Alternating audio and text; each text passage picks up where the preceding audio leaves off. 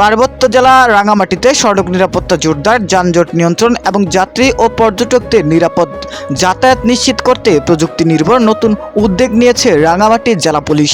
এই উদ্যোগের অংশ হিসেবে অনলাইন বাস টার্মিনাল এবং সিএনজি 3 হুইলার চালকদের ডিজিটাল ডাটাবেস তৈরির কার্যক্রমের আনুষ্ঠানিক উদ্বোধন করা হয়েছে। শনিবার 16 মে বিকেলে লেকভিউ গার্ডেনে আয়োজিত অনুষ্ঠানে প্রধান অতিথি হিসেবে উপস্থিত থেকে কার্যক্রমের উদ্বোধন করেন পার্বত্য চট্টগ্রাম বিষয়ক মন্ত্রণালয়ের মন্ত্রী দীপেন দেওয়ান। জেলা পুলিশ সুপার মোহাম্মদ আব্দুর রকিবের পরিকল্পনায় এই ডিজিটাল ব্যবস্থা চালু করা হয় বলে জানা গেছে। জেলা পুলিশ সুপার জানান, ইতিমধ্যে 1416টি সিএনজি এবং সহস্রাধিক চালকদের তথ্য ডিজিটাল ডাটাবেজে অন্তর্ভুক্ত করা হয়েছে। প্রতিটি যানবাহনের কিউআর কোড সংবলিত স্টিকার লাগানো হবে, যা স্ক্যান করে যাত্রীরা চালকের পরিচয় ও প্রয়োজনীয় তথ্য জানতে পারবেন।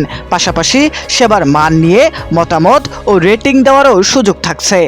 এছাড়া অনলাইন বাস টার্মিনাল ব্যবস্থার মাধ্যমে ট্যুরিস্ট ও যাত্রীবাহী বাসের ডিজিটাল নিবন্ধন, পার্কিং ব্যবস্থাপনা এবং যানজট নিয়ন্ত্রণ আরও কার্যকর হবে বলে জানিয়েছেন জেলা পুলিশ সুপার। তিনি আরও আশাবাদ ব্যক্ত করে বলেন, প্রযুক্তি নির্ভর এই উদ্যোগ রাঙামাটিকে আরও নিরাপদ ও পর্যটক বান্ধব জেলায় পরিণত করতে গুরুত্বপূর্ণ ভূমিকা রাখবে।